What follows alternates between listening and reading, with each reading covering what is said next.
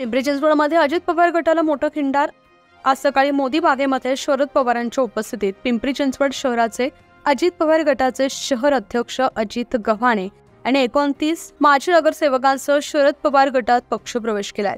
त्यामध्ये 2 माजी महापौर आणि 2 माजी भाजपच्या नगरसेवकांनी सुद्धा पक्षप्रवेश केल्याचं अजित गव्हाणे यांनी माध्यमांसमोर सांगितलं। येणाऱ्या 20 तारखेला पिंपरी चिंचवड शहरात शरद पवार गटाचा मोठा मेळावा असून इतर राजकीय पक्षाचे कार्यकर्त्यांनी नेते देखील शरद पवार गटामध्ये प्रवेश करणार असल्याचं अजित गव्हाणे यांनी सांगितलं। सोबत कार्यकारिणी आहे, नेमकी काय भूमिका होती शरद पवारांसोबत जाण्याचं का ठरवलंय?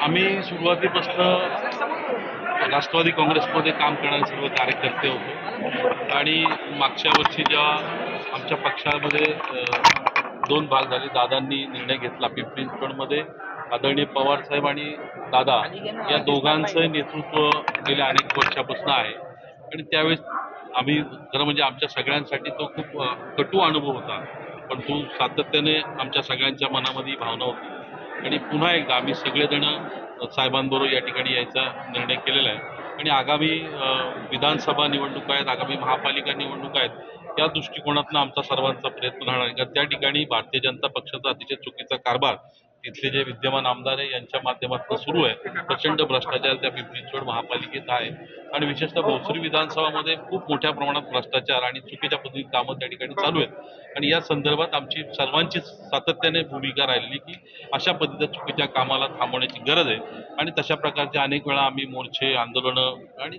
चौकशा लावण्याचा प्रयत्न केला, परंतु त्यातनं काही निष्पन्न झालं। परंतु आता ही एक संधी आलेली, त्यांना त्यांची जागा दाखवून द्यायची आणि मला खात्री आहे की पिंपरी चिंचवडची जनता, भोसरी विधानसभेतली जनता निश्चितपणे यावेळी बदल करेल। किती जणांचा प्रवेश होणार आहे, आकडेवारी तुम्ही दिली आहे का? कारण आज 25 पेक्षा साधारण 29 आजी माजी नगरसेवक म्हणजे मागच्या टर्मचे आणि त्याच्या 29 नगरसेवक, 2 माजी महापौर या ठिकाणी आज आले होते आणि त्या ठिकाणी आम्ही साहेबांचा आशीर्वाद घेतला। साहेबांच्या आशीर्वादाने त्या ठिकाणी आम्ही काम करण्याला सुरुवात करतोय आणि येत्या 20 तारखेला पिंपरीमध्ये एक मेळावा होतो, त्या मेळाव्यामध्ये आम्ही सगळेजण ती तयारी करणार, त्याच्यामध्ये आम्ही सगळेजण सहभागी होणार आहोत।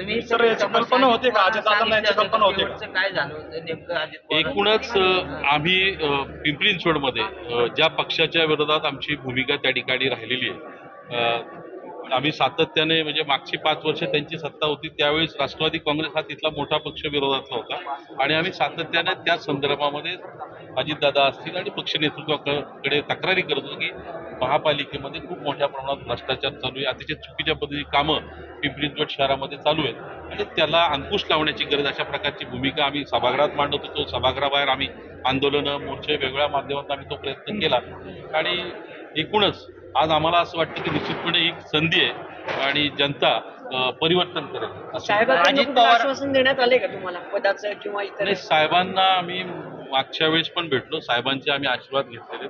अर्थात मी भोसरी विधानसभेसाठी इच्छुक आहे आणि त्या दृष्टिकोनातून मी गेले अनेक वर्ष प्रयत्न करतोय, काम करतोय आणि मला खात्री आहे मला जर संधी मिळाली तर नक्की यावेळेस त्या ठिकाणी मी परिवर्तन होईल, निवडून येऊ शकतो। अजित पवारांचा निर्णय चुकला असं कार्यकर्त्यांना वाटतंय का?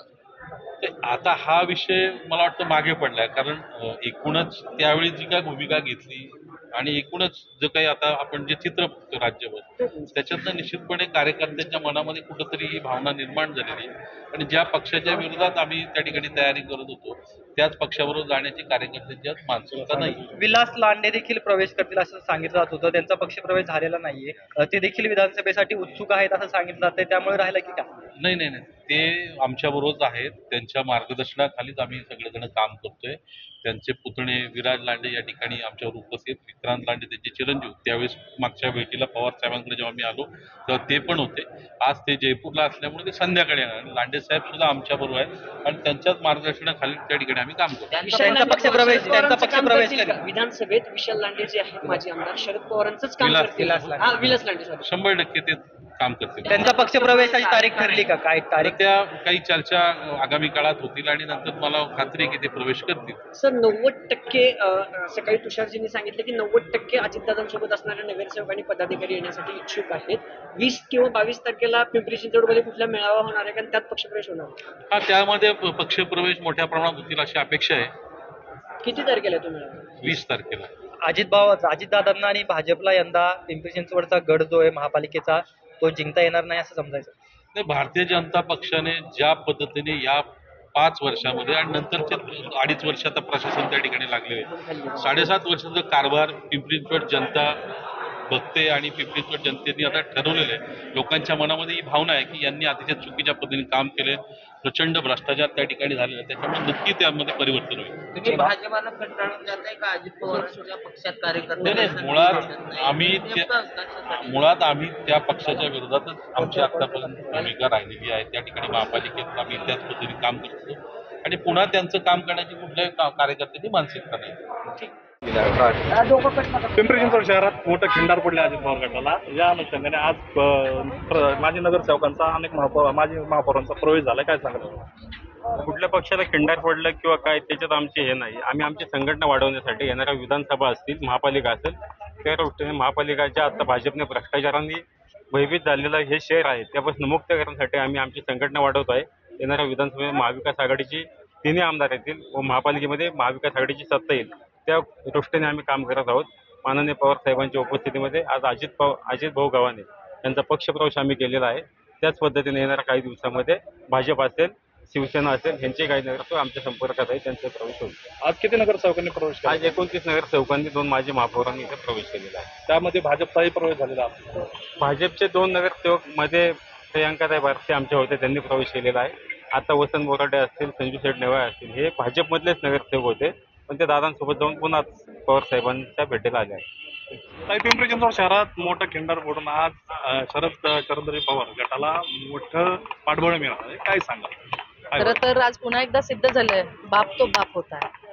आज जे काही शरद पवार साहेबांनी या महाराष्ट्रासाठी जे काही योगदान दिलंय त्याच्यामध्ये आज खरं तर नक्कीच तरुणांचं मोठं आज कौतुक केलं पाहिजे की आज तरुण जे मधल्या काळामध्ये तरुण राजकीय जे दिशाहीन झाले होते आज त्यांना योग्य मार्ग सापडलाय आणि योग्य मार्गावर आज ते आलेले आहेत.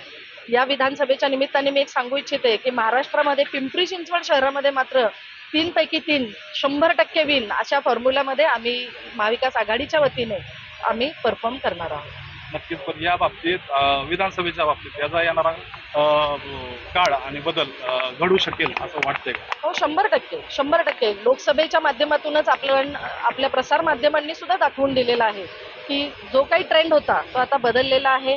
आता वेगळ्या पद्धतीने मतदारांनी हे निवडणूक हातात घेतली असल्यामुळे येणारा काळ हा महाविकास आघाडीसाठी नक्कीच चांगला असणार आहे आणि सत्ता देखील महाविकास आघाडीची येईल यामध्ये तीळ मात्र शंका नाही. धन्यवाद.